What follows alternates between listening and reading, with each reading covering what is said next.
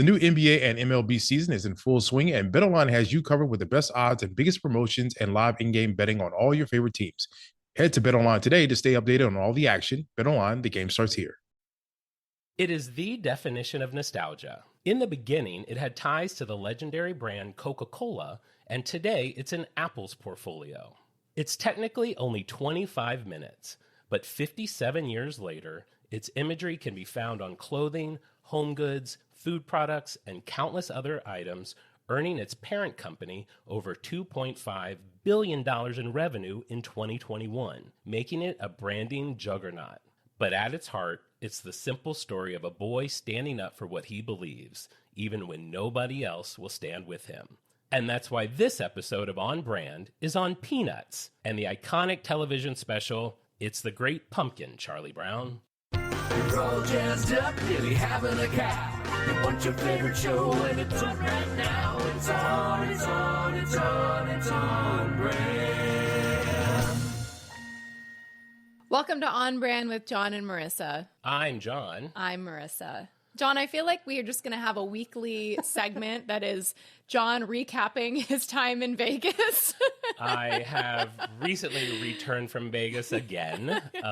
Yesterday, I've had honestly one of the craziest weeks of my life. Since we last recorded, literally exactly 1 week ago, I have seen Coldplay, Lady Gaga, U2, Kathy Griffin, been to a drag queen brunch, done an escape room, and now here I am recording our next episode of the pod. Like, it's been a whirlwind. Well, I went to 2 kids' birthday parties in 2 days, so my life is pretty fun too. So you just got back from Vegas. So how much money did you spend at Dominique Ansel this time? Last time it was $90 in one transaction. What was it this time?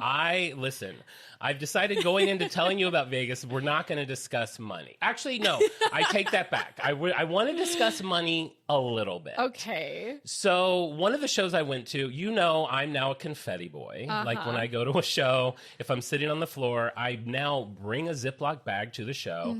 And after the show's done, scrounge around and collect any of the confetti moments. For like sticky beer spilled on.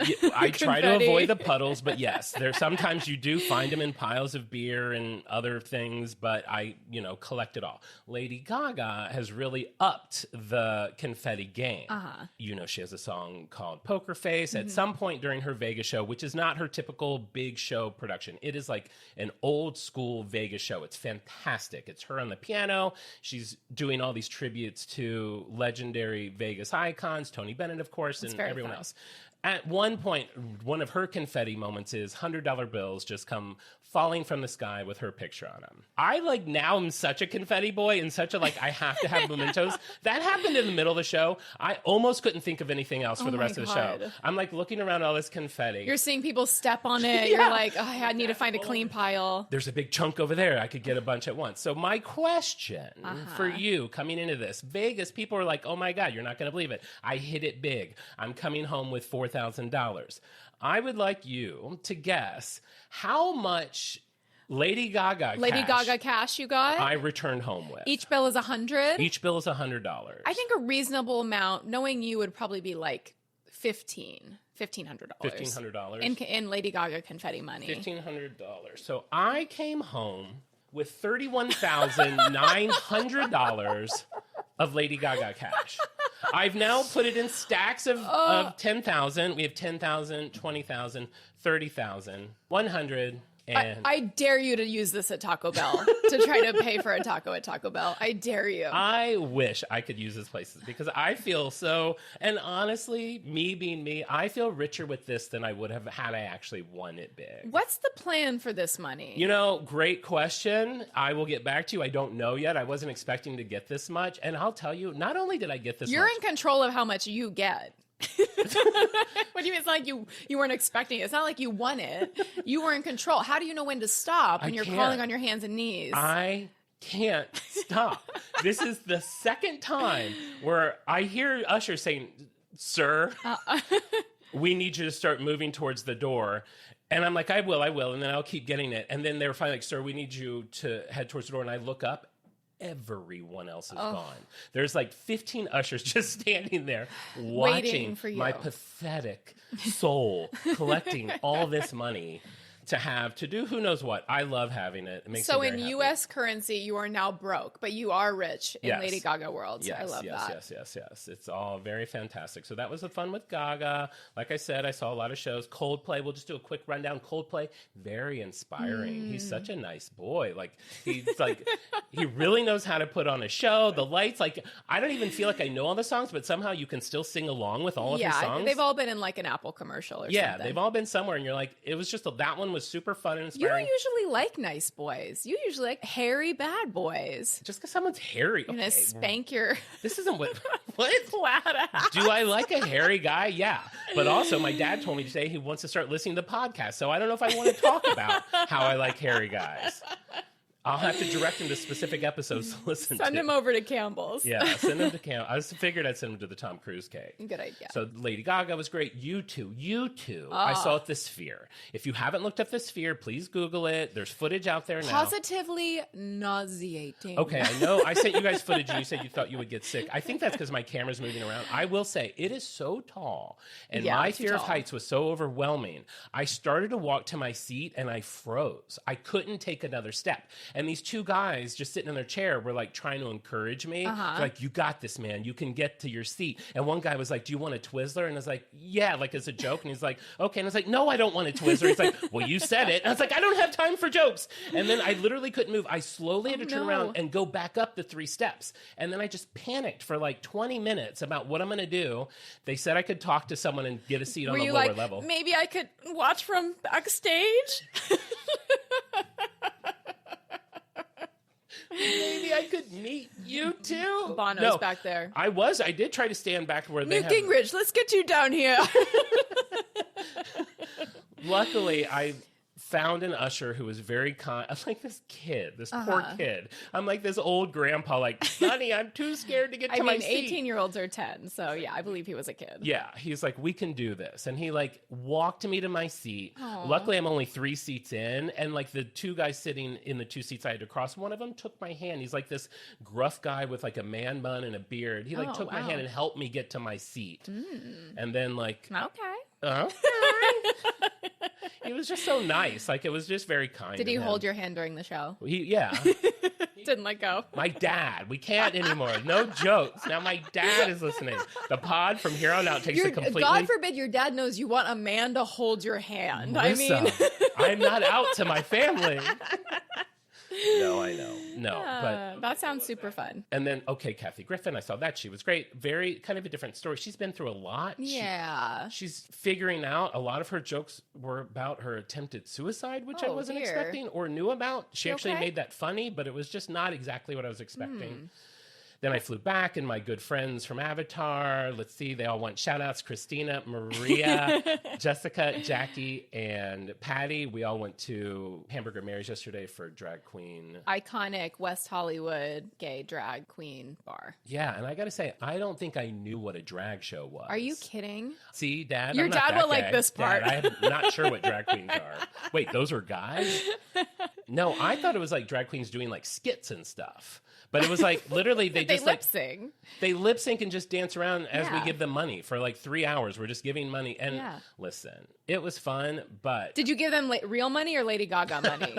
I gave everyone $10,000. They might have liked that Lady Gaga in Lady money. Gaga cash. No, I gave them real ones. But I do have to say, I don't feel like... Sometimes I felt like I gave it where I don't know that they earned it. Like, like one of them was... I don't even think she knew most of the words. It just felt like they'd done this for a while. Yeah, maybe they're phoning it in a little bit. I felt like they were phoning it in a little bit. Not us. We never phone it in. No, we never. We're always showgirls. fresh. So that was my week. And you said you went to a kid's birthday party? Yes, I went to a kid's birthday party today, and yesterday hosted a child's birthday party. So I've had a lot of fun. Let's just say done a bit of tie-dyeing. Okay. Which I is see that super fun. Producer Al is in a nice tight tie-dyed shirt. Al, our producer, is in the process of transforming into a ripped man. Yeah, so he's now outgrowing his undershirt with his big bulging muscles. Yeah, he's like the... Maybe we'll throw a pic of him on Instagram in case any brand freaks want to take him out on a date. Yeah, we're looking for a nice woman to date Alistair. See John's dad, And I'll take guy. whatever I can get at this point. John, Peanuts. This is like the sweetest, most nostalgic brand maybe on God's green earth. Well, that's what you think. Oh, no. Wait until you find out. No, it's actually, no, there's nothing. We don't want to ruin Peanuts for anybody. We're not here to ruin Peanuts. So you didn't know what the brand was. No, and I love Peanuts. How can you not? Like, this is definitely one of those things. You know, I was finding similarities in this as I was with Starbucks and the pumpkin spice latte, because not only does it kind of bring in the season, it brings in Halloween, but it's also, they had success with a Charlie Brown Christmas the year prior, just like Starbucks had the peppermint mocha the year before. And they're like, we need another big hit. Both of these brands were like, maybe we can do something with Halloween or autumn, and came up with this idea. I would love to see Charlie Brown collab with Starbucks. I would love to see Snoopy on a Starbucks cup. I would love to see a yellow Frappuccino. It's like you fill half the cup yellow Frappuccino, and then black. you do a black thing and stick a thing in it to make a little zigzag. Totally. And then the baristas would hate it, but it would be a really cute drink. Maybe we can make that happen. I mean, we have a lot of good marketing ideas. We really do. We I had a really do. friend tell me, but you specifically, she's like, Marissa really comes up with a lot of great ideas. Wow, that's going to make my year. So keep doing what you're doing. Usually I'm pitching David, my husband, inventions, and he goes, yeah, I don't know.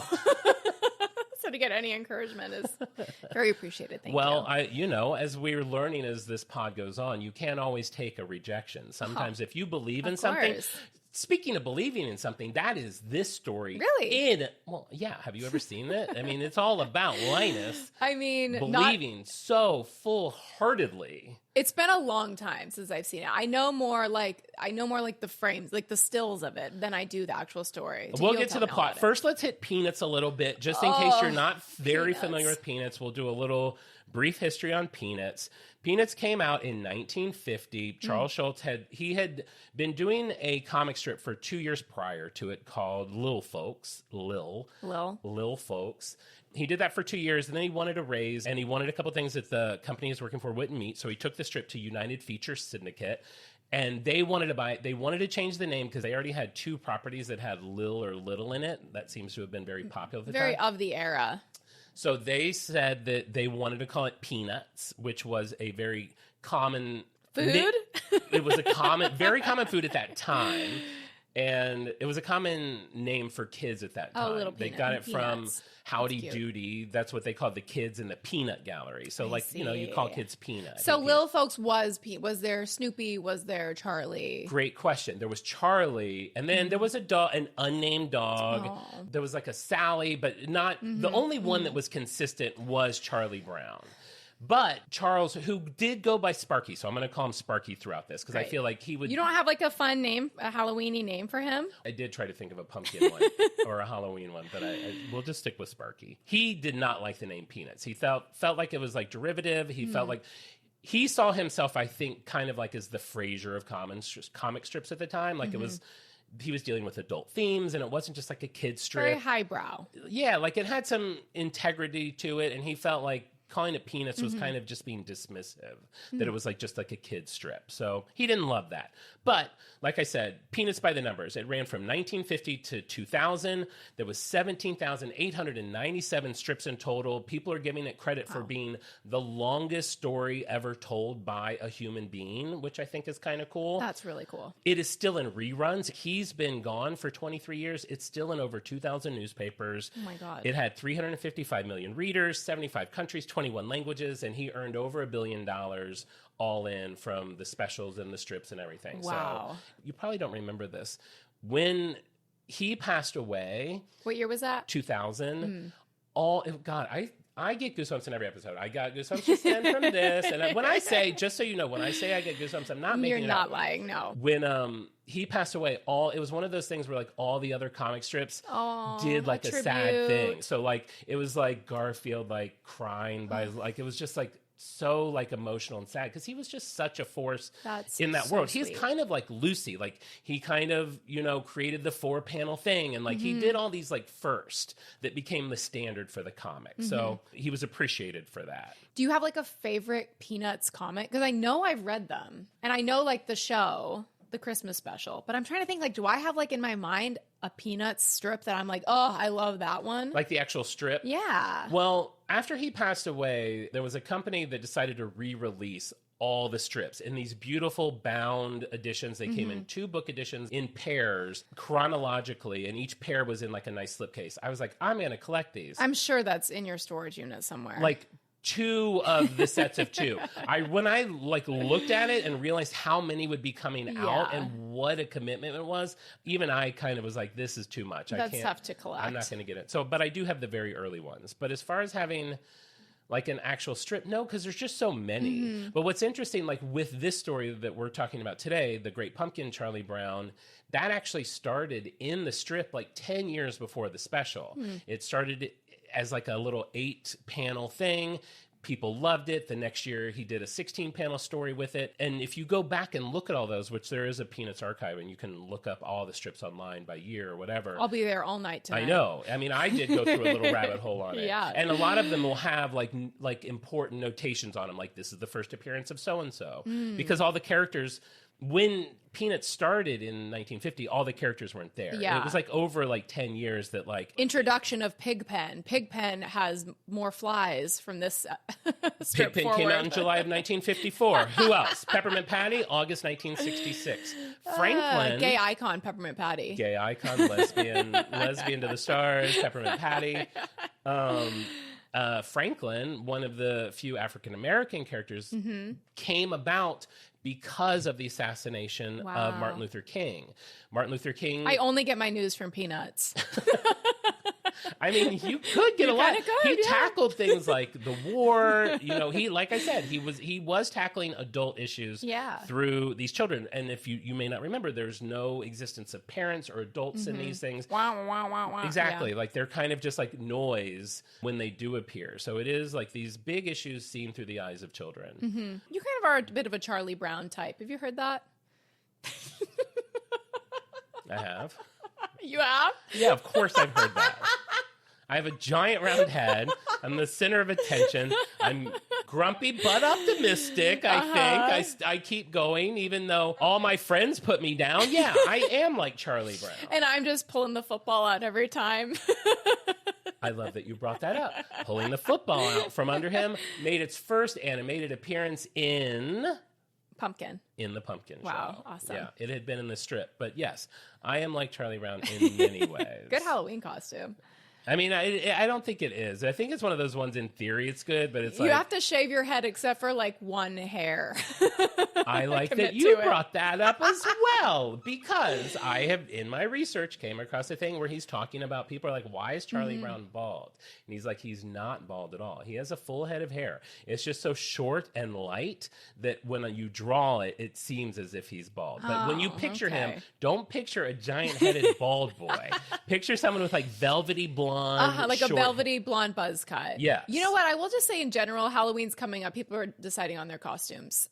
A cartoon, whenever like an adult is trying to, via makeup and like bald caps, trying to embody a 2D animation, it doesn't translate. It like never you ever see like Lisa Simpson with 25 spikes on her head or something. Any Simpson. It doesn't translate. It just doesn't translate. So, and I think the same might be true for Charlie. Yeah, because with Charlie, basically you're going to get the shirt and the shorts and maybe some leather shoes. And you probably don't know about the buzz because you're probably doing a bald cap. You're doing a bald cap and you're just doing like a Sharpie curly Q.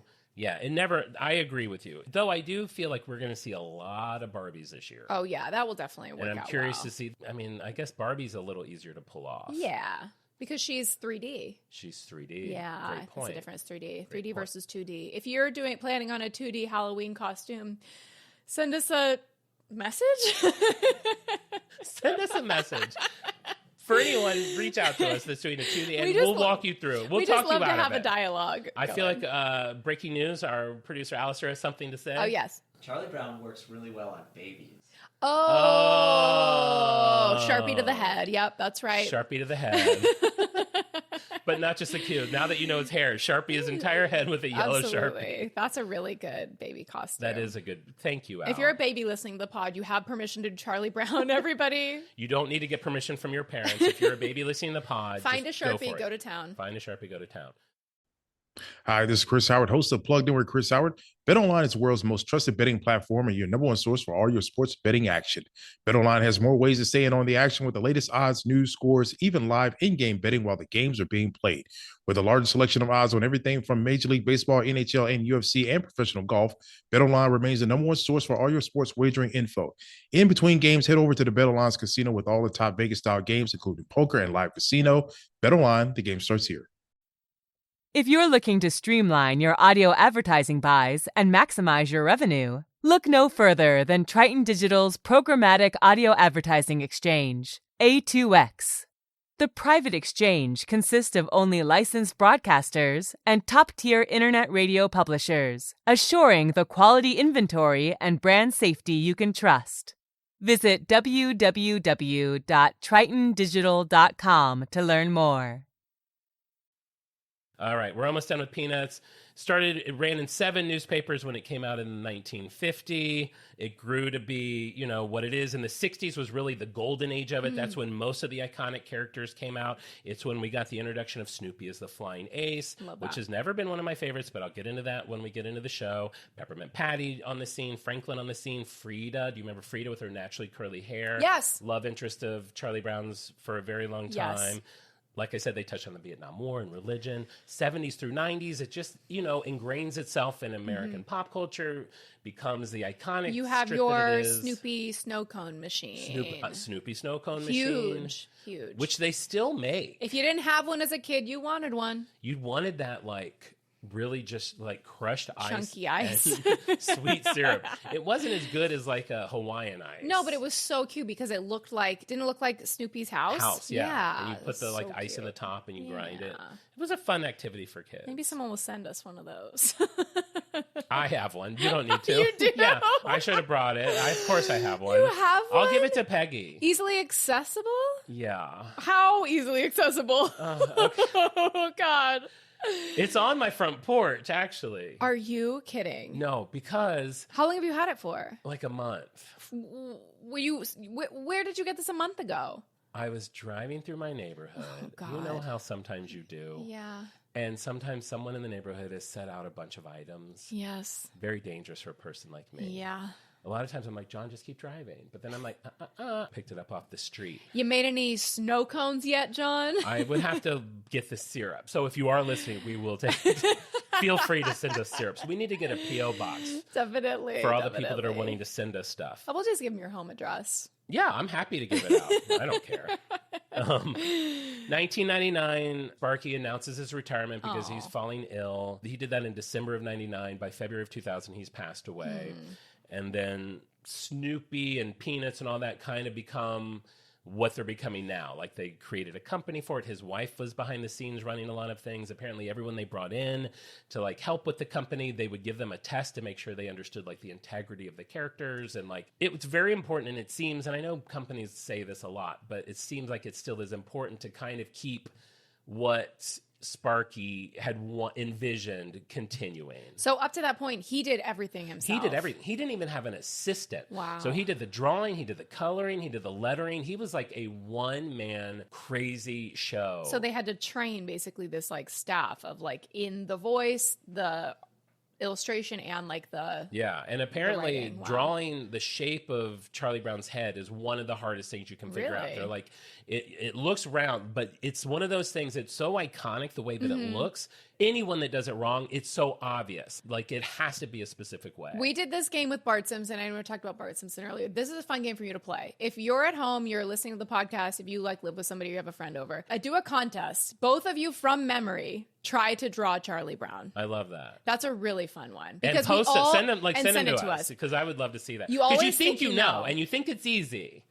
It's not. I bet I could do it. I bet I could do it. Okay, we'll post our. We'll both do that too. I feel like I'm at an unfair advantage, but I'm such a terrible drawer. I do not think the fact that I've seen a lot of Charlie Brown in the last couple of weeks really does give me an advantage. This is a really fun one. Okay, yeah, we'll that'll play be this fun. Game.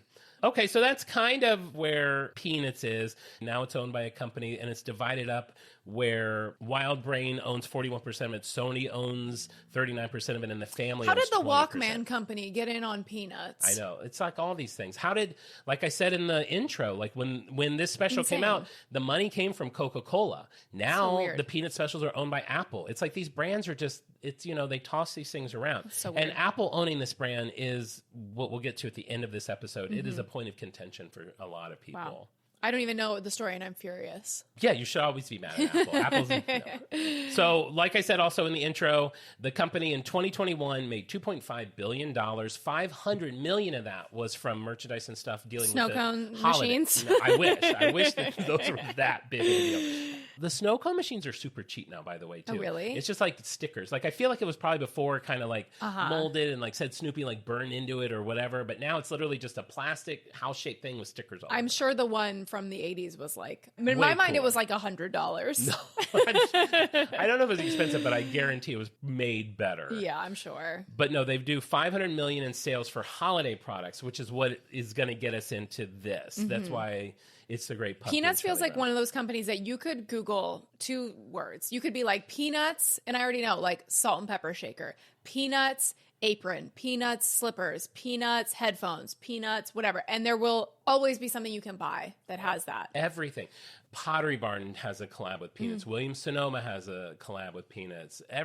You can buy Peanuts everything. Did all this learning about peanuts make you really hungry? Because I know you love peanuts. I thought you would bring up Peanuts, and not only did I think you would bring up Peanuts, I thought we would talk about my favorite part of the peanut.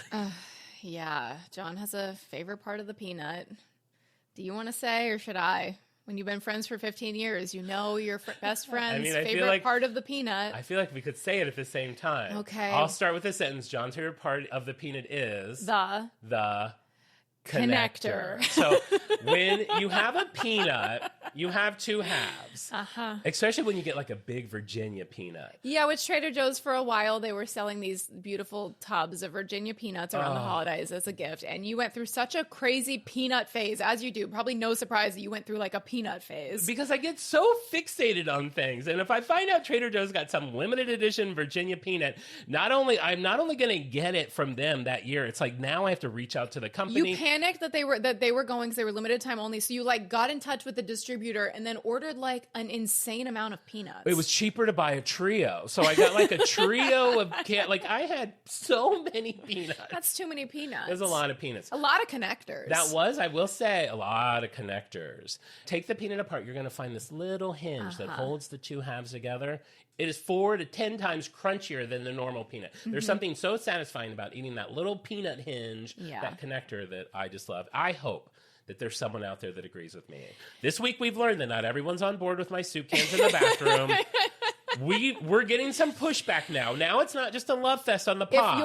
If you're a connector freak, then send us a message or comment on the post about the show, about the episode on our Instagram page, and show some solidarity on the connector game with John so he doesn't feel like such an outcast. You know what'd be great is maybe one of you has a tattoo of a peanut connector. You think somebody listening to this show, it's one of these 1,000 people, has a tattoo of not a peanut, but a peanut connector. It'd be a great tattoo to get for someone who's terrified to get tattoos because they're small. I think you need to be the one who gets this tattoo. Maybe I will get this will be your first and only tattoo is a peanut connector. I think that's very on brand for you. I think we should get a tattoo for every episode of the pod. We are entering peanut connector season with those big tubs of peanuts at Trader Joe's. They don't have them anymore. Just like I said, if you want them, you got to get them from the Virginia I'm Peanut sure Company. you called.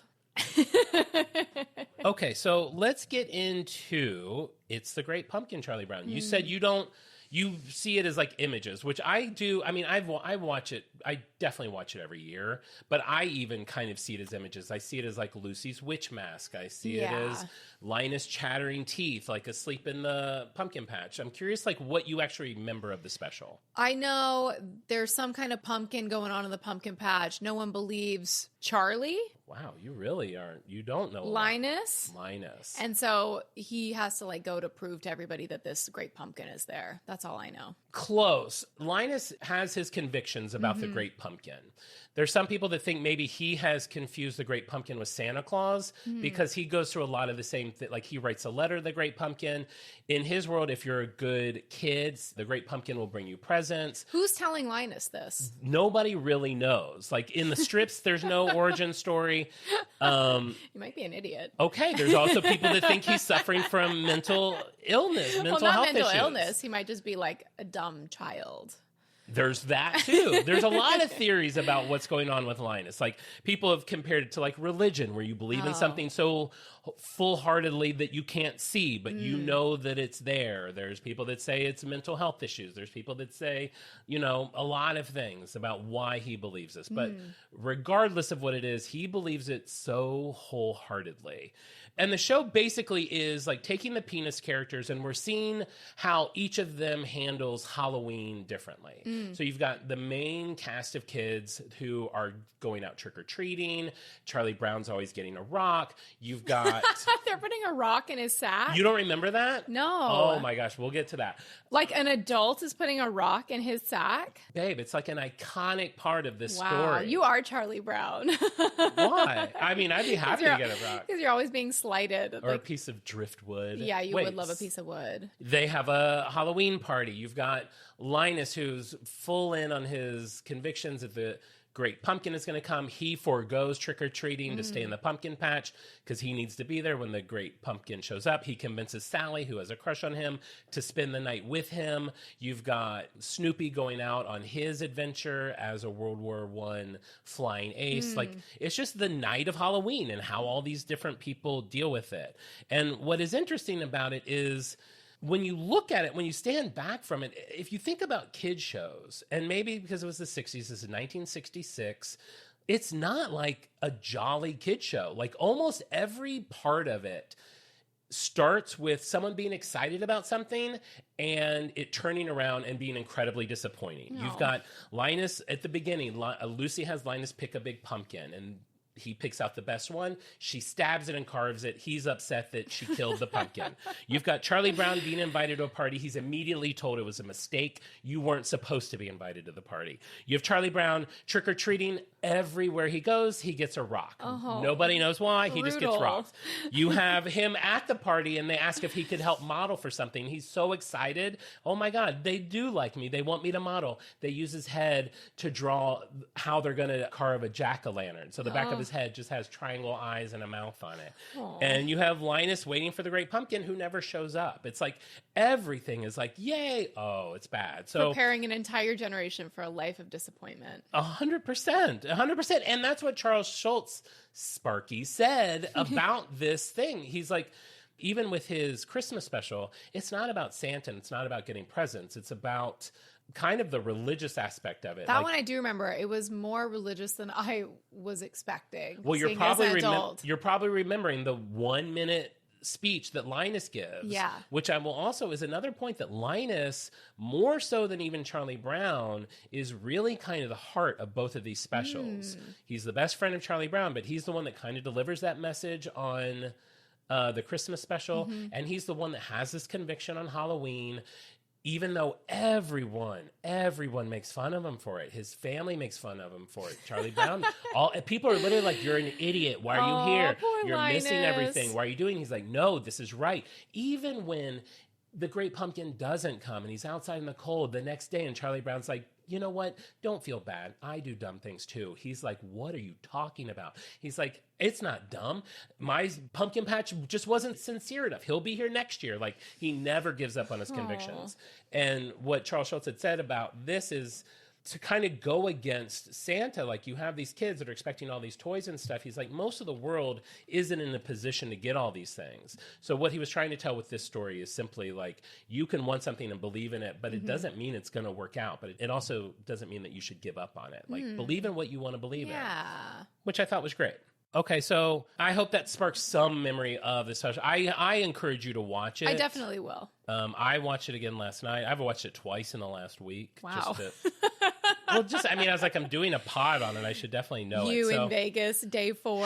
I did watch your it in hotel Vegas. room. Everyone's downstairs gambling. I'm just like, okay, so they're making, okay, this is what we'll talk about on the pod. All right, so let's talk about how the special came to be. So as I mentioned, it's 1965, and Peanuts got put on the cover of Time magazine, if you can imagine. Like, they're so big. Person of the year. Person of the year, Snoopy. Cartoon of the year. You got to watch this. They've only been out for 15 years. They've become so popular. They're on the cover of one of the biggest magazines of all time. So that sparks interest in them. CBS decides they are interested in doing a special with them. At the time, Coca-Cola was looking to do a holiday special. So at the time, it was very common. If you see like old episodes, a lot of it has been erased now, or they've taken it out for syndication. But brands like Coca-Cola and cigarettes sponsored television Be shows. like, this episode is brought to you by Coca-Cola. Exactly. Yes. And the early airings of Great Pumpkin had those. They were called bugs. So they had Coca-Cola bugs and they had Dolly Madison bugs. And those were What's Dolly Madison? Dolly Madison is kind of like Little Debbie's. It was like a snack cake brand. And they were the companies that put the money in to cover the budget for these things. So that's why they get that credit. So Coca-Cola is wanting to do a holiday special. This gets to Sparky and the Peanuts people. They put together a pitch for Coca-Cola in one day. Wow. One day they pitch what is going to become a Charlie Brown Christmas. They pitch it. Coca-Cola loves it. They're like, we want it on air Christmas of 66. They have 6 months basically to pull this off. Obviously they do it. It's a huge success. I can see it now. Matt Damon is Charles Schulz. How can they pull it off? 6 months to air. Who's going to do it? Come on.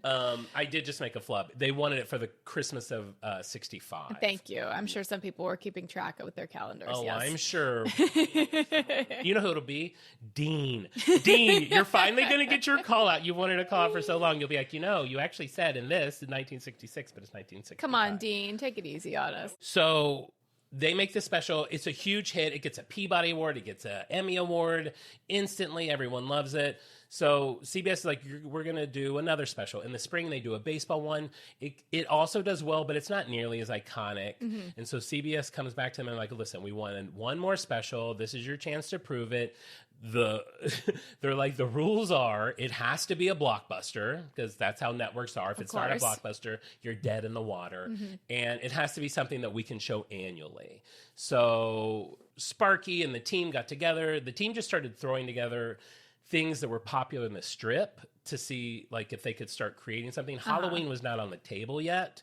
They pulled pulling the football thing and Snoopy as the flying ace, and just started working to see if they could come up with a special with those things. It was Sparky who was like, why don't we do the Great Pumpkin? I've done it every year for like 10 years. Let's look at that. Like, how could we how could we expand on the sadness of Halloween? Right, exactly. Yeah. Like, why is it going to be joyful? Well, you also have to remember, Halloween is not like quite as big of a thing. Like, there's no Halloween specials at this time. Yeah, they were kind of a category maker. This is the one that kind of put that on the map. Without Great Pumpkin, you would not have David S. Pumpkins. Pumpkins would not exist. I mean, honestly, probably not. Probably not. And how much do we love David S. Pumpkins? A lot. As I'm sure you all know, Tom Hanks was like, why are we? I don't think this is gonna play. It became iconic. Everyone loves it. David S. Pumpkins. So the Snoopy flying ace, is that like a fantasy where he's like flying on his doghouse? Yeah. And he's wearing like a little leather helmet. Yes. Okay. So what is that? Is that like just his imagination? He's just having a little Snoopy time? Honestly, the Snoopy thing is kind of confusing. What are the Snoopy rules here? It's a beautiful question, because I think at this time they didn't even 100% understand. Yeah. If you watch the special, for part of it, Snoopy's walking on 2 feet. Part of it, he's walking on 4 feet. He doesn't. Where is he pissing? Does he use the toilet or does he go in the yard? I will say, when I started researching this episode, I never expected to hear the word pissin' in it. But that's what's great about podcasting. You never know where it's going to go. I always that for some reason felt a little harder for me to wrap my mind around the Snoopy as the pilot. Where he's pissing? No, where he's pissing too. I'm a little hungry. Wait, didn't he also have Knott's Berry Farm, a theme park here? Yes. Its theme is Snoopy. They have a license with Peanuts in all of their theme parks that goes through 2025. Yes. And 2025, so like the time could run out on Snoopy at Knott's Berry Farm. Well, everything is It done expires. by a couple of years. Vanna White's new contract is only through 2025. Everything she better renew. 2025 could be a shit show. If we lose Peanuts at Knott's Berry Farm and Vanna White in the same year, I will not be okay. I will definitely need to take a week off from recording the pod just to digest that. I remember being a kid going to Knott's Berry Farm. There was a lot of the marketing or the branding included Snoopy's not evil twin, but Snoopy has like He has a whole family. a whole family. Does he have like a rock and roll brother or something? He has like no, I didn't research this, so I don't know that. But I'm sure in like my mom's garage, there's like a little like plush, like Snoopy's rock and roll brother, like wearing like a little leather jacket with sunglasses. I feel like that might actually be Snoopy. The only know. family member I remember, I feel like he had a thin Little mustache. Yeah, he had that Who little was that mustache. guy? I don't know. I'm sure we'll be able to tell Okay, you our in moments. producers. But there was the Snoopy. There was like 4 or 5 relatives. I think Yeah. there might be a special just about those Snoopy relatives. That feels to me like Charles Schulz, maybe he's like, he wanted to focus on like the kids, the like lessons, the kind of news. And then it feels like they were like, kids want to see more of the dog. Like somebody's like chomping on a cigar, some executive. He's like, let's get more of the dog in there. Let's give Snoopy, why is it just one dog? Let's get the whole family. Get all the dogs in. Get and all Charlie, the dogs in and there. Sparky's like, fine, I'll give him a dog, but it's going to be a weird hippie with a mustache. And Yes, they he won't was a get hippie. it. And what's the hippie's name? Did you find out? Spike. Is there a leather jacket Snoopy?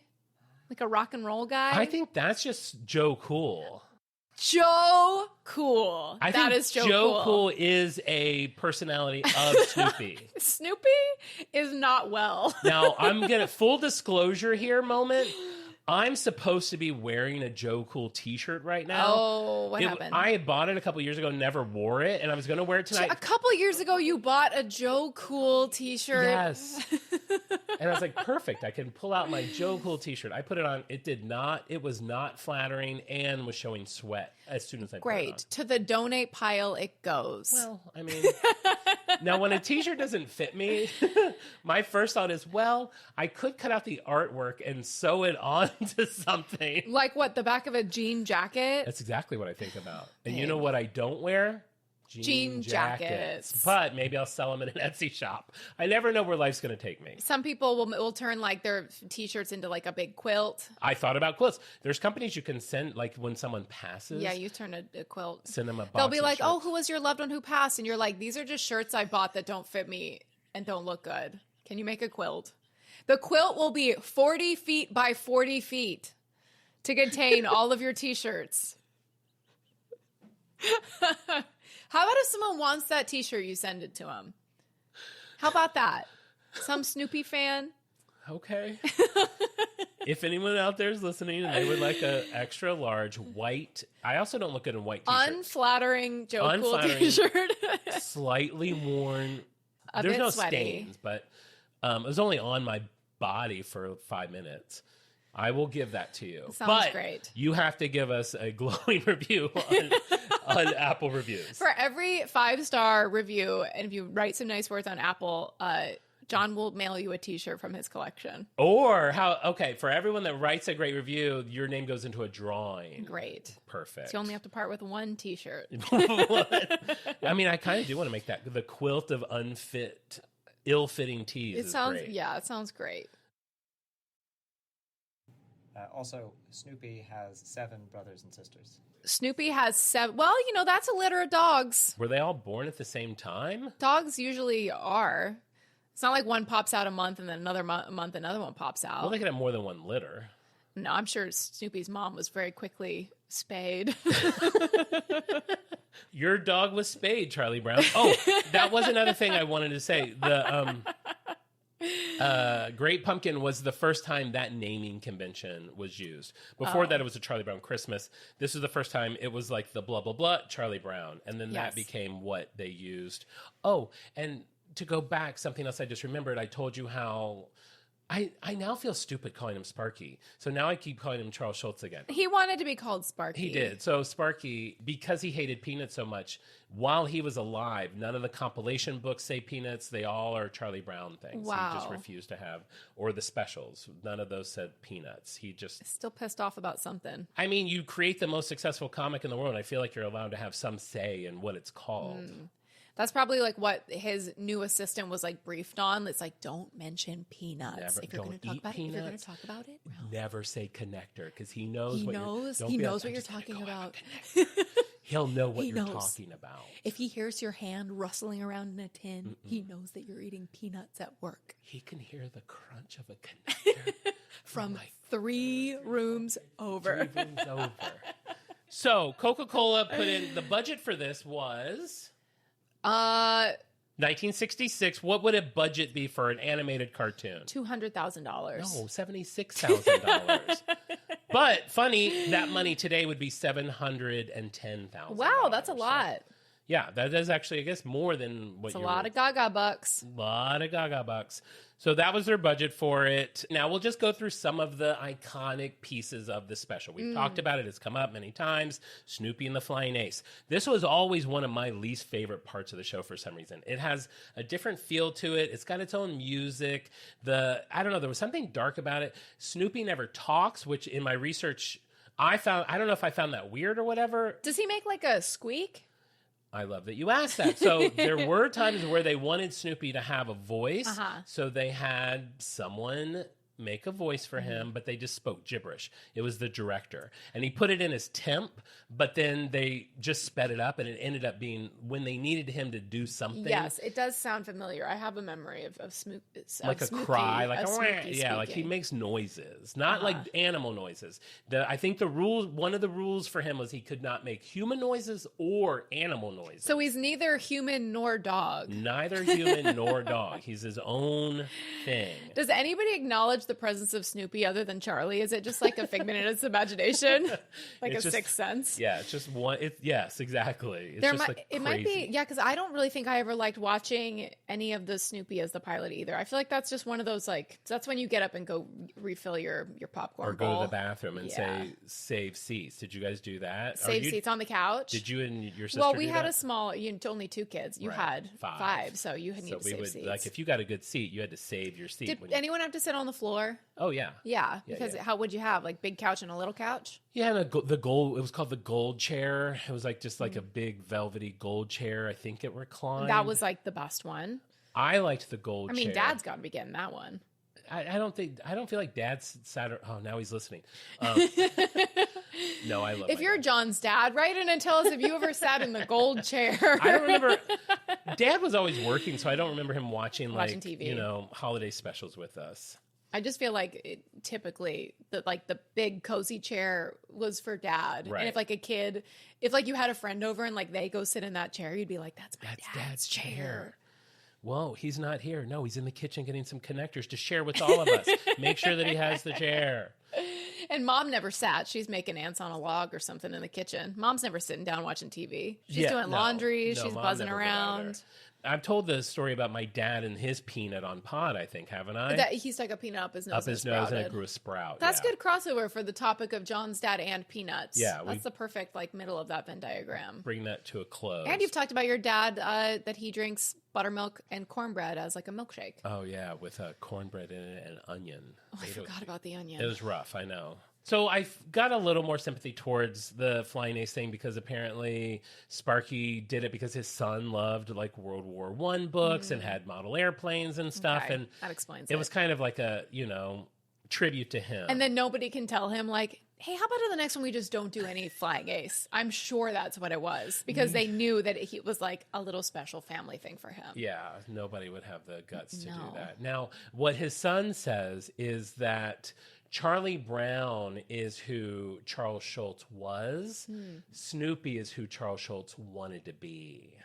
What does that mean? That's confusing. Well, like, who's like Snoopy? It's like Snoopy, Joe Cool, like Joe Cool going out on adventures, like marching to the beat of his own drum, where Charlie Brown is kind of like looking for acceptance and wanting to be the good boy and have friends and, you know, be normal. And Snoopy is like the wild side. doesn't care what anybody thinks. He's just gonna be a pilot on a doghouse. Yeah.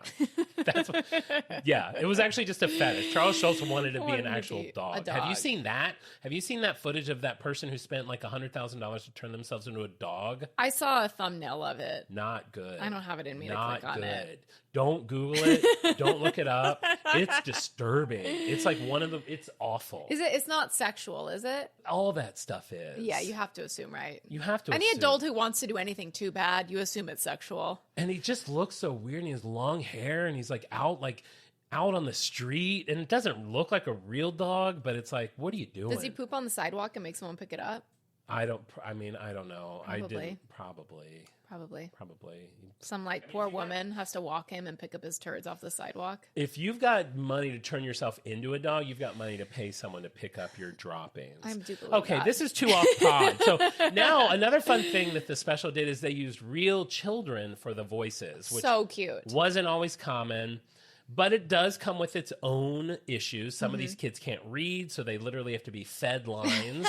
The young girl that played Sally, like she struggled with the word restitution. Like they had to literally have her record that by syllable. Oh my So it was like gosh. 4 things, and they put those together. And That's basically what Al does with our podcast. hey, no, this is all straight. There's no editing on this. This is how smooth we are. We are Joe Cool. That's right. We're not Charlies. We're Joe Cool. We're not Charlie's. The iconic story about the voice of Sally, who was played by Kathy Steinberg, is they were halfway through production. Her mom calls the producers and like, hey, just so you know, Kathy has a loose tooth and it's going to come out at any time. Like, okay, thanks for telling us. She's like, no, so you don't cute. understand. If she loses her tooth, she's going to have a lisp and everything's going to sound different. They all have a freak out because that's what happens in production. Bring her into the studio. The next day, it's like a Sunday. Record all the rest of her lines. And now there's 2 versions of how this story goes. One of them is they record all of her lines. The next day, her tooth came out. She has a terrible lisp. They were so grateful they did it. I only saw that once. Everyone else tells the story. She comes in, she records all of her lines. She's down to her last word. She says it. The tooth flies out. And everyone's like, we did it. So I think that's kind of become the urban legend That's tale great. of that. But yeah, good thing that they did it because her voice is so cute. So cute. I mean, a lisp is still cute too, right? Yeah, but if you have half of her not lisp and Yeah. half of her, then it's like. I thought you were going to say, like, because in this era of show business, I think they were also like, okay, kid, that tooth's got to come out. And they're tying a string to the tooth into the doorknob. Yeah, it does seem like that area of television where they would just shove something in there to make it not lisp. Definitely. They'd put like a chicken bone in there just to try to get her to sound like she Definitely. did. So the story with Charlie Brown getting rocks is it was just something that Sparky threw out. He's like, what if we had Charlie Brown get a rock from someone on the thing? And the director's like, I feel like that's It's a little on the nose. a little dark. Like, I feel like that's a little too much. And then Sparky's response to that was, well, then let's have him get 3 rocks. So now every house they go to, Wow. he gets rocks. It becomes an iconic thing. The special airs and kids across the country are so upset that Charlie Brown gets rocks that they send candy in to the studio. And this is something that goes on for years. Charlie Brown getting packages of candy at the Peanut Studio, which I just thought was super That's sweet. very sweet. This is also, like I said, the first time that Sally was animated pulling the football away from Charlie Brown, another iconic thing, like Classic. his kite getting stuck in the tree. It's just one of those things that you always associate with Peanuts.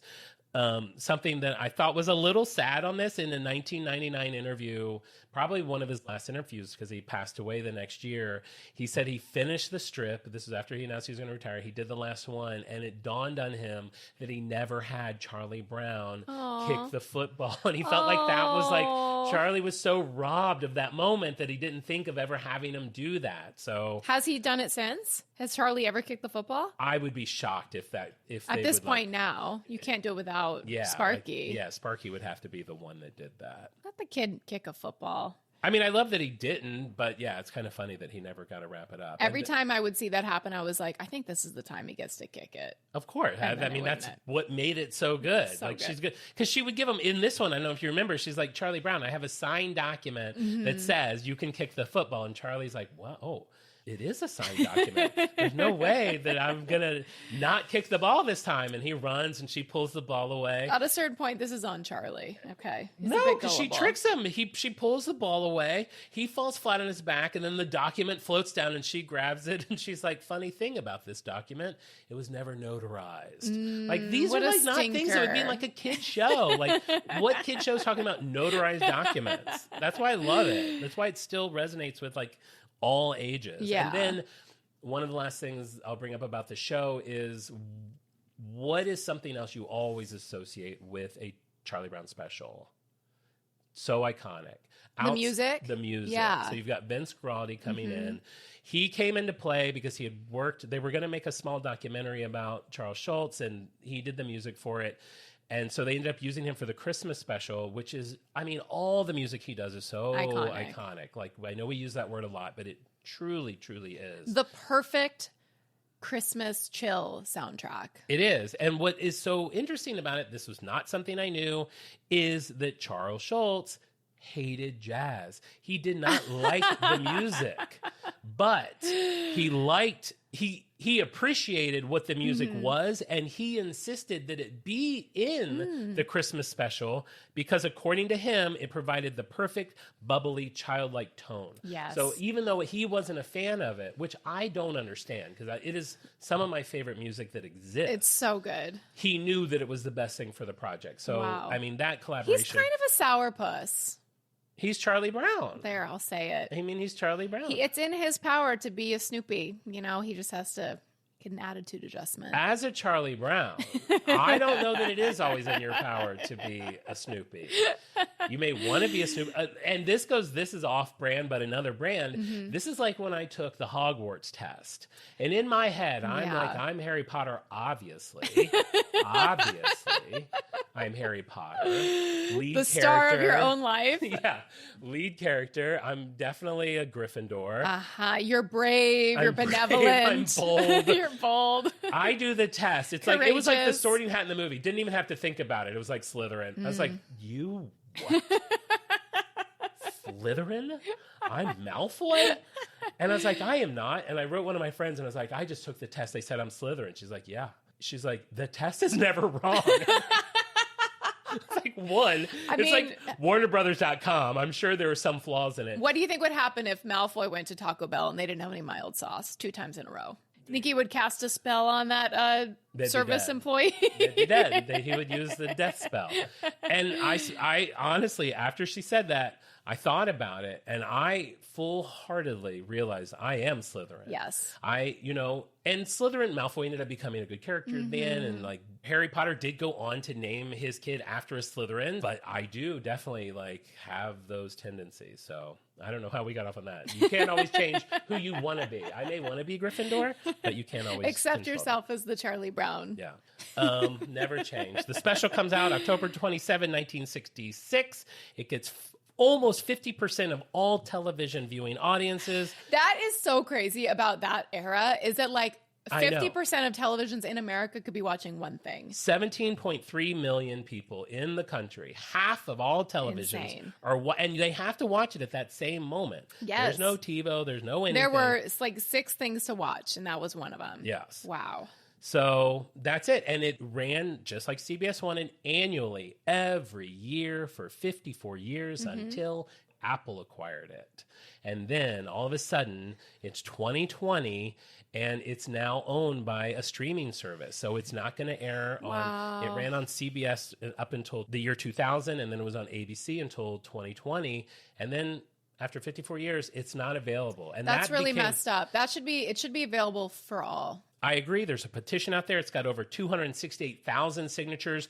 So that caused enough of a ruckus that in 2021, Apple came to an agreement with PBS and they showed it on PBS, but then that went away in 2022. Okay, so hit change.org. It is on change.org. Get sign in. We'll put the link on our thing, sign it, see if you can get it back. Because, listen. I don't have Apple TV or Apple Plus. Well, what they're doing is Apple is allowing you to watch it, stream it for free for a small handful of days during the whatever season, either Halloween or Christmas.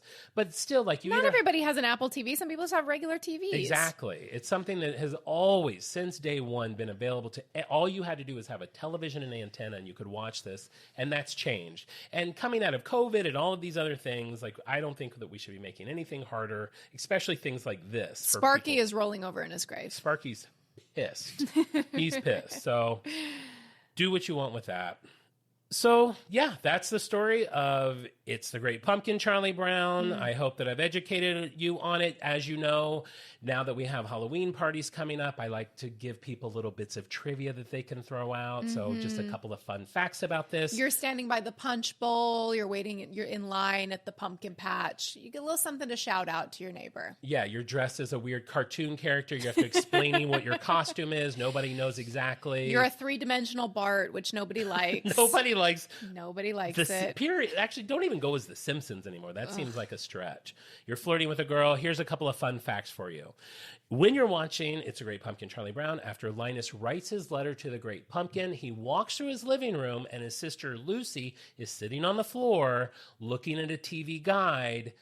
She is on the cover. It's a very meta moment. Lucy's on the cover of the item that she is reading. That feels a little off-brand for Peanuts to be so self-referential. Part of me wonders if it's almost a mistake. Like they just they put a temp thing in there. They're like, we'll put Lucy in later. For now, just put a picture of her. Stuff like that kind of like freaks me out. Like, I don't know. That kind of scares me a little bit. I think it's kind of fun. I like knowing that things are all in the same universe. Yeah, I'm scared, which I guess is on theme for Halloween. Another thing, the idea of the Great Pumpkin became so popular that Sparky would get letters from scholars from around the world and say, hey, we really want to know the origin of the Great Pumpkin. His tongue-in-cheek reply would always be, you'll have to ask Linus. Oh, that's cute. Which I thought was super cute. And then the last and one. Linus is in a cage in my basement. And then that's all scratched out. He's like, ignore that. Don't try to read that. Because it's letters at this time. It's probably not. And then the last one, the image of Snoopy as the flying ace became a good luck charm for the NASA astronauts during the Apollo space missions.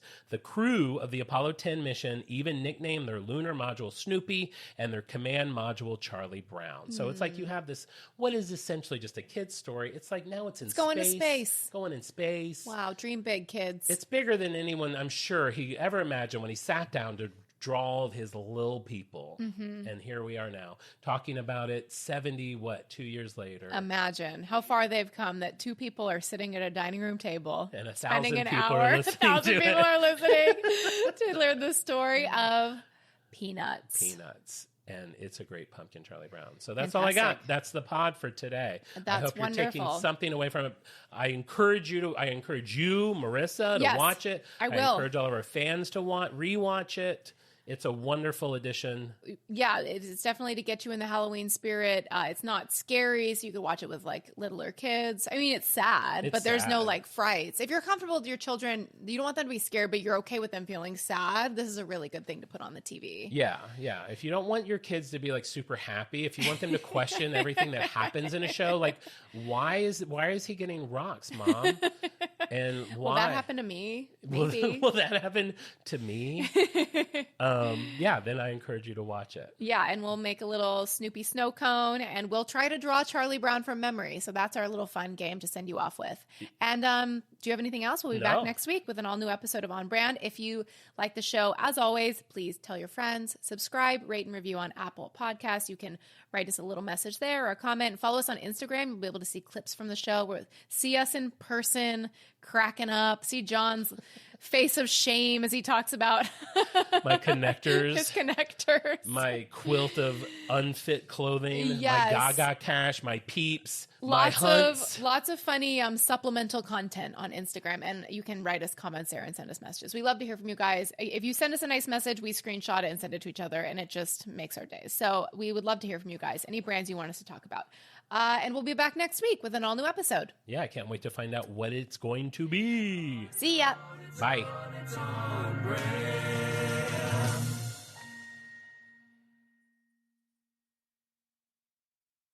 Are you feeling stuck in your career or lacking employment at the moment? Experiencing symptoms of job dissatisfaction?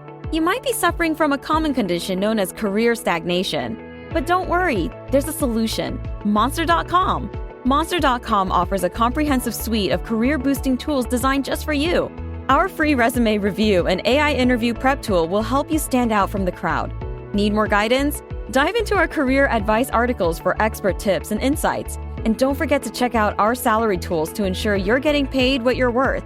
Side effects may include a new job, increased confidence, and a brighter future. Consult Monster.com today and take the first step towards your new career. Ready for your next job opportunity? Visit Monster.com now.